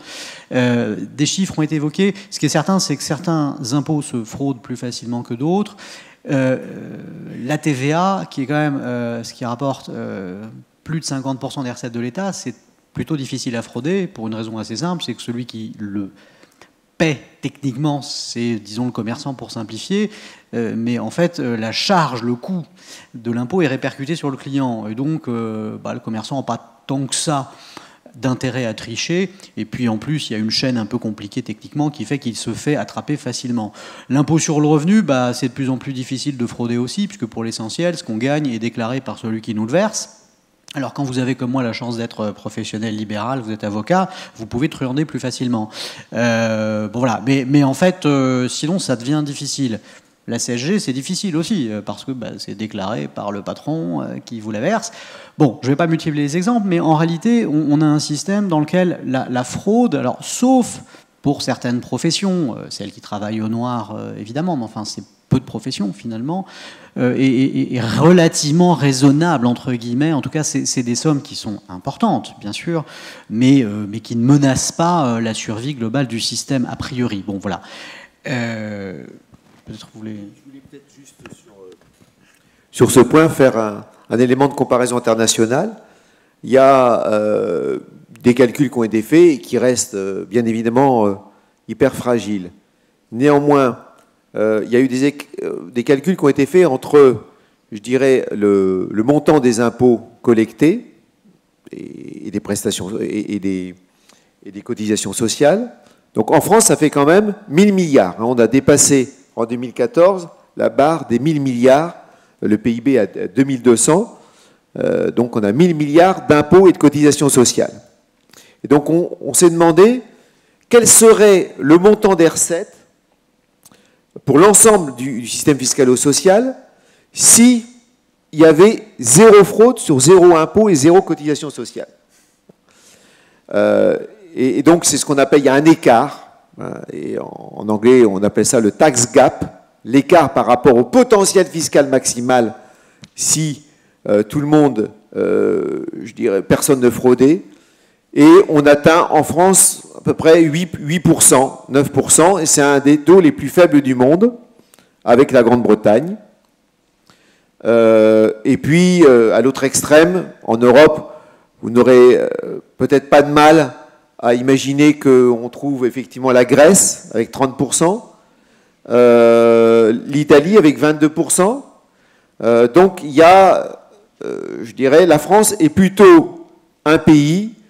Et c'est pour ça d'ailleurs que quand il y a eu la crise très aiguë sur la crise de la dette, d'abord grecque, puis après qui s'est, je dirais, transformée en crise de l'euro, avec une augmentation très forte des primes sur les dettes espagnoles, italiennes, portugaises, irlandaises, ça n'a pas touché la France. Pourquoi? Bien parce que la France n'a jamais fait défaut sur sa dette depuis 2 siècles, et que la France a, je dirais, la réputation justifiée d'avoir un système, d'avoir une administration fiscale efficace depuis très longtemps et qui fait en sorte que l'impôt est accepté, je dirais, soit par, je dirais, la peur de l'usage de la force, l'usage de la contrainte, soit par adhésion. En tout cas, c'est je dirais, un atout important de la France aujourd'hui, je dirais, dans la crise des finances publiques, que de pouvoir avoir cette réputation que si on élève les impôts en France, eh bien, les contribuables, en grande majorité, suivront. Peut-être parce qu'ils n'auront pas les moyens de faire autrement, mais je veux dire, c'est assez important. Alors, évidemment, 8% de 1000 milliards, ça fait encore 80 milliards, donc c'est beaucoup. Alors, comme j'ai dit, c'est fragile. Mais je pense que le classement des pays est relativement fiable. Juste un point, c'est-à-dire que d'une part, il y a la fraude fiscale qui existe, mais d'autre part, il y a aussi les possibilités d'optimisation fiscale. C'est-à-dire, en fait, c'est la même chose, mais sauf que c'est autorisé. C'est autre chose. C'est autre chose. Enfin, en tout cas, c'est la même logique. En tout cas, il y a quelque chose qui me frappe. Donc, c'est-à-dire qu'on n'a pas parlé du tout des niches fiscales qui sont un vrai problème, de l'impôt sur le revenu. Et en fait, j'ai l'impression qu'il y a une espèce de règle des reins un petit peu qui existe. C'est-à-dire que plus on a un impôt qui a un taux élevé, et plus la pression politique pour que la base de cet impôt soit réduite, qu'on mette en place un certain nombre de déductions fiscales, et donc toute l'histoire des niches fiscales et de l'impôt sur le revenu est là aussi pour illustrer, plus on va avoir une pression forte pour le développement de ces possibilités d'optimisation fiscale. Et ça, ces possibilités d'optimisation fiscale, c'est pas dans tes calculs de tax gap, mais je pense qu'en France, elles sont... Et je pense qu'elles sont quand même assez importantes. Alors, je crois qu'il y a une autre question dans la salle, ou à moins que... Non. Bonsoir. Je suis l'ignorant un petit peu de la salle. Je pense que je n'y connais pas grand-chose. C'est pour ça que je suis venu, pour apprendre. Alors, on a parlé de TVA. J'aimerais que vous éclairiez ma lumière, parce que pour moi, c'est l'impôt le plus ignoble qui puisse être, puisque les bas revenus vont passer tout ce qu'ils gagnent en achetant, donc payer la TVA sur avec tout l'argent qu'ils ont, tandis que les hauts revenus vont le placer à acheter, entre autres, des œuvres d'art, enfin il y a plein de canaux pour ne pas payer la TVA et donc ne pas participer à la communauté. Sur le plan qui nous intéresse pour cette soirée, je suis un petit peu étonné de ne pas avoir d'approche, je dirais, sociétale et non pas sociale du problème. Social, je vise par là l'individu, sociétal, la société en général. Il me semble que les allocations familiales ont été créées à un moment donné où il fallait effectivement renouveler la population, c'était absolument indispensable. À cette époque-là, on était loin de penser que les ressources étaient épuisables. On était loin de penser qu'il y allait y avoir des problèmes climatiques. Aujourd'hui, c'est plus le cas. On se pose d'autres questions. C'est une question que je qualifierais de sociétale. Or, tout aujourd'hui me gêne un petit peu, c'est centré sur l'individu et non pas sur la société. Et j'ai l'impression que l'on essaye toujours de colmater quelque chose, de modifier pour le laisser en vie, pour continuer les allocations familiales. On essaye de les faire perdurer. J'aime bien l'image de médicaments que l'on prend. Si on le prend pendant qu'on est malade, ça va nous faire du bien. Si on le prend beaucoup plus longtemps, c'est pas franchement évident. Donc j'aimerais savoir s'il y a eu une étude au niveau de la société, si on peut en tenir compte également au niveau législatif, pour savoir si il ne faudrait pas peut-être tout remettre à zéro. Je ne dis pas de supprimer les aides, loin de là, mais de tout remettre à zéro, de voir ce qui est bien, non pas pour l'individu, mais pour la société, et donc par conséquent pour l'individu, et peut-être avancer sur une nouvelle démarche. Et loin de moi l'idée de faire des enfants pour payer ma retraite, je vais bientôt y être, je préférerais leur donner du travail. Merci. Merci beaucoup. Peut-être d'autres questions dans la salle ou... Bon. Je vais peut-être donner juste des éléments de réponse personnels, hein, rapidement à vos deux questions. Alors sur la TVA, vous dites, voilà, les riches, ils ne consomment pas, donc ils payent moins de TVA. En fait, il y a un truc, c'est que s'ils ne consomment pas, qu'est-ce qu'ils font? Ils placent. Ils placent éventuellement dans différentes choses. Et s'ils placent, ils ont de l'épargne. Donc s'ils placent, ils ont de l'épargne. Et s'ils épargnent, à un moment donné, cette épargne, elle sera consommée. Ou elle sera utilisée, ou elle sera transmise à des enfants qui, à un moment donné, eux-mêmes vont finir par l'utiliser. Et donc ça, c'est pour ça que ça devient un petit peu compliqué quand on essaie de faire le diagnostic. Est-ce que la TVA est régressive ou pas? Et donc Alain, justement, a publié une étude là-dessus qui est assez marrante. C'est-à-dire que quand on regarde, effectivement, quel est le pourcentage du revenu des individus qui payent la TVA, on se rend compte qu'effectivement, c'est ce que vous dites. Au prorata du revenu, ceux qui ont les revenus les plus élevés payent moins de TVA. Mais quand on regarde au pourcentage de leurs dépenses de consommation, avec l'idée que ce qui n'est pas consommé aujourd'hui le sera demain, à ce moment-là, la TVA est quasiment neutre. Donc effectivement, moi j'ai l'impression que cette dernière interprétation est la bonne. La TVA n'est pas en fait si antidégressive que cela. Et des dimensions telles que l'âge jouent finalement beaucoup plus en termes de taux d'effort de la TVA que ce que l'on pourrait croire. Donc en fait, c'est un diagnostic qui me semble qui doit être nuancé. Alors sur les allocations familiales, je n'ai pas répondu tout à l'heure. Alain avait lancé l'argument, oui, les allocations familiales, ça permet de financer les retraites.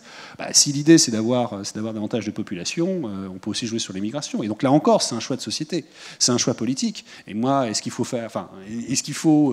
que je disais tout à l'heure, le choix de faire ou pas des allocations familiales, c'est un choix politique. Le choix d'essayer de dynamiser la croissance de la population active par la croissance intérieure ou par l'immigration, ça aussi c'est un choix politique. Et je peux avoir mon opinion, mais on peut avoir notre opinion, mais je pense que c'est d'abord un choix qui doit être un choix de société.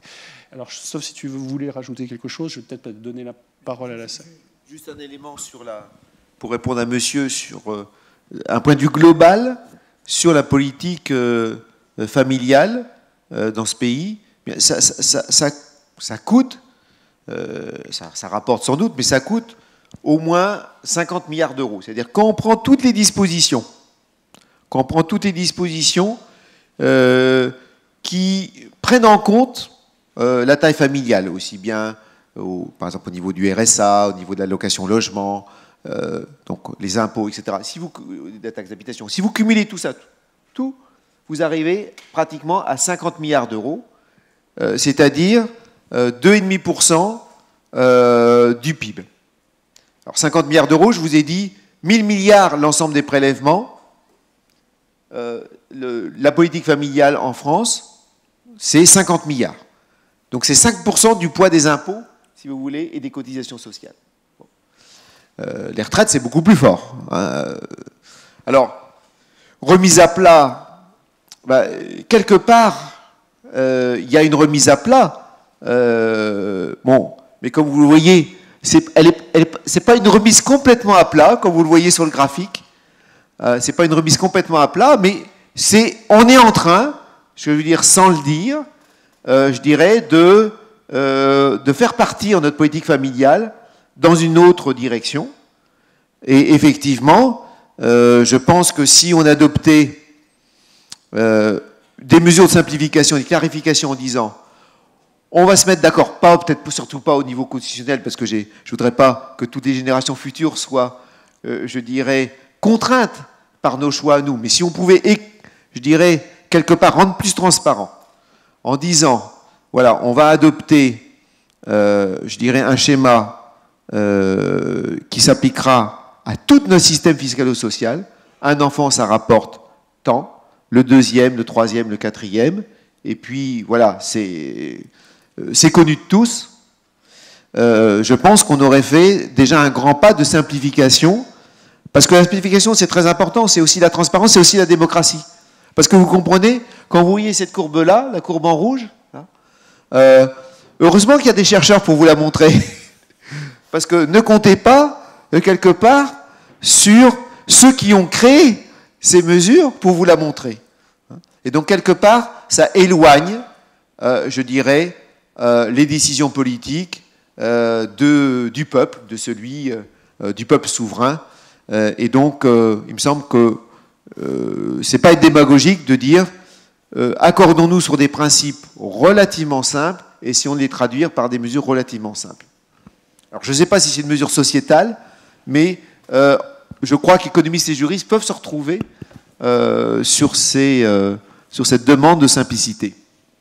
Juste un mot pendant que le micro arrive jusqu'à vous et pour répondre aussi à monsieur et prolonger ce qui vient d'être dit. Le problème, je crains qu'il soit très simple en France, même s'il y a une acceptabilité globale d'un haut niveau d'imposition. Effectivement, on préfère que ça se voit pas trop, que ça se ressente pas trop. Il y a un truc un peu masochiste, enfin je sais pas, qui est psychologiquement assez intéressant.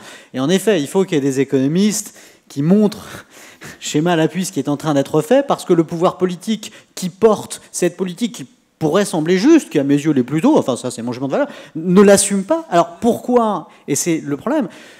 Tout reprendre à zéro, pourquoi pas? Un grand soir fiscal, pourquoi pas? Nicolas Sarkozy en 2007, quoi qu'on pensait à l'époque d'ailleurs du programme, avait eu plutôt, à mon sens, ce mérite, en tout cas, de proposer des choses assez révolutionnaires, plutôt au profit de ceux qui gagnent de l'argent, mais ça a été accepté, il y a une vraie discussion, il a été élu là-dessus, bon, il a été peut-être battu là-dessus aussi 5 ans plus tard, mais c'est possible. Mais c'est très difficile. Et là, je peux vous dire, le gouvernement actuel, il m'est arrivé de parler avec quelques-uns de ses conseillers, a un souci tout simple, c'est qu'une réforme, ça ne doit faire aucun perdant. Et faire une réforme fiscale sans qu'il y ait de perdant, c'est pas possible. Voilà. Ou alors c'est clandestin et Alain Tranois est là pour montrer qu'il se passe quand même des trucs. La difficulté, elle est là. Et c'est qu'on a peur de faire des perdants. Parce que après, on vote pas pour celui qui nous a fait perdre. Donc on va prendre une dernière question et puis. Bonjour. J'ai une question pour Martin Collet qui tout à l'heure a fait une référence à la taxe à 75%, donc la contribution exceptionnelle sur les très hauts revenus. Et donc le Conseil constitutionnel a dit que cette loi, d'après lui, n'était pas constitutionnelle. Et moi, je n'ai pas très bien compris. Je me pose une question sur la compétence du Conseil constitutionnel à ce propos. C'est vous avez dit qu'il y a 2 articles qui fondait un peu la logique sur l'impôt sur l'impôt. Donc c'est l'article 34 de la Constitution qui en gros dit que c'est au Parlement de décider des modalités de prélèvement de l'impôt, et l'article 13 qui dit que la charge doit être également répartie entre les citoyens. Et donc la décision du Conseil constitutionnel, donc d'après ce que j'ai compris, dit que ça ne prend pas en compte le foyer fiscal comme entité, mais que c'est focalisé sur l'individu, et que du coup ça rompt à l'égalité devant l'impôt, ou peut-être que vous corrigerez un peu mes propos. Et du coup, moi je me dis, mais au final, est-ce que ça respecte la Constitution? Et sous prétexte de faire respecter la Constitution, on ne fait pas l'inverse, parce que pour moi, le citoyen, c'est un individu seul, et donc taxer au niveau des foyers fiscaux, c'est pas taxer le citoyen, c'est taxer... Donc ça va à l'inverse, et étant donné que c'est au Parlement de décider des modalités du prélèvement de l'impôt, là, en l'occurrence, c'est le Conseil constitutionnel qui en a décidé. On pourrait, pareil, parler du Conseil constitutionnel qui décide si un impôt est trop élevé ou pas, notamment sur les retraites complémentaires, où il a dit 73% de taux marginal, c'est trop, donc on supprime telle taxe et on passe à 62%. Voilà, je voudrais votre avis sur la question. Merci. Alors, en un mot, parce qu'on a tous envie d'aller prendre l'apéritif sur le port. Bon, la première chose, c'est que ce qu'a dit le Conseil constitutionnel, juridiquement, c'est la vérité. Point. Pourquoi? Parce qu'il n'y a personne pour contrôler le contrôleur. C'est-à-dire que le Conseil constitutionnel, il s'exprime en dernier ressort, sous réserve d'une éventuelle réforme de la Constitution qui viendrait le désavouer. Mais enfin, c'est assez improbable. Il y a une question, je ne vais pas la développer, mais c'est celle de savoir si finalement ce Conseil constitutionnel, composé pour partie d'anciens présidents de la République, dont 2 à peu près séniles, un 3e qui n'y vient plus depuis qu'il a vu ses comptes de campagne annulés, bon bref, a-t-il une légitimité totale et absolument, absente de toute contestation pour dire ce qu'il dit? Bon, je n'aborde pas ça. En tout cas, ce qu'il a dit, c'est la vérité. C'est comme ça dans le système juridique. Alors, d'un mot pour répondre plus techniquement, je vais essayer d'être simple. La taxe à 75%, vous avez très bien résumé les choses. En réalité, le Conseil constitutionnel a fait un truc qui était assez malin, qui à mon avis est contestable, mais qui n'était pas idiot, consistant à dire, vous vous souvenez, l'idée de Hollande, c'était il y en a marre de ces joueurs de foot qui gagnent plus d'1 million par an, ou de ces patrons qui gagnent plus d'1 million par an. C'est quand même un peu scandaleux, immoral, donc on va prendre 75% de ce qui dépasse le million. Hein. C'était l'idée. Et donc, c'est des individus qui étaient en cause, le footballeur, le chef d'entreprise. Et donc, tout le dispositif était effectivement basé là-dessus. C'est-à-dire qu'on taxe les individus qui gagnent plus d'1 million par an. Bon. Et le Conseil constitutionnel a une espèce de pirouette en disant « Votre dispositif, en réalité, il vient compléter l'impôt sur le revenu. » Parce qu'effectivement, sera frappé un revenu du footballeur qui est déjà par ailleurs frappé par l'impôt sur le revenu. Or, depuis toujours, c'est-à-dire depuis 1914, l'impôt sur le revenu en France, effectivement, il frappe des foyers, c'est-à-dire pas monsieur le footballeur, mais monsieur et madame, ou monsieur et monsieur d'ailleurs, dorénavant, ou madame et madame, bref. Mais en tout cas, il frappe un foyer. Et donc, techniquement, c'est incohérent, dit en substance le Conseil constitutionnel, de rajouter un étage à la fusée, mais justement qui s'emboîte mal parce que les étages inférieurs, impôt sur le revenu principalement, frappent le revenu d'un foyer, et là vous nous rajoutez un petit étage qui frappe juste un revenu personnel. Et donc ça crée des incohérences que je ne vais pas développer. Le raisonnement est plutôt malin, intellectuellement ça se comprend, sauf que ce que racontait le gouvernement, ce que disait François Hollande, ce que disait ensuite Jean-Marc Ayrault et le Parlement, c'est que précisément, c'était pas un étage supplémentaire à la fusée, c'était un autre dispositif qui n'avait pas vocation à s'ajouter à l'impôt sur le revenu, mais qui avait une autre vocation, et une vocation précisément, non pas de taxation, c'est-à-dire c'était pas pour faire rentrer de l'argent dans les caisses, mais c'était pour dissuader en réalité le PSG, concrètement, hein, de verser des salaires... c'est tout à fait ça. Enfin, je veux dire, vous savez que le PSG est le premier payeur, et de très très loin, de cet impôt qui a été transformé. Hein, Marseille en dessous, hein, désolé. Bon. Il faut payer plus les joueurs. Bref, enfin, maintenant ça n'existe plus de toute façon. Bref, en tout cas, voilà, c'est sur un argument technique qui peut être contesté parce qu'il ne s'imposait pas d'évidence. Il y a une part de subjectivité dans toute décision d'un juge. Je terminerai là-dessus. Le Conseil constitutionnel, et ça c'est mon avis personnel, c'est mon jugement de valeur, à mon avis, développe une subjectivité plutôt plus forte que d'autres juges, en particulier depuis certains temps. Est-ce que c'est lié à la personnalité de ses membres? C'est une hypothèse qui pourrait être envisagée. Je crois que Martin l'a fort bien résumé. Il est temps pour nous peut-être de profiter des terrasses du Vieux-Port et donc de clore la séance.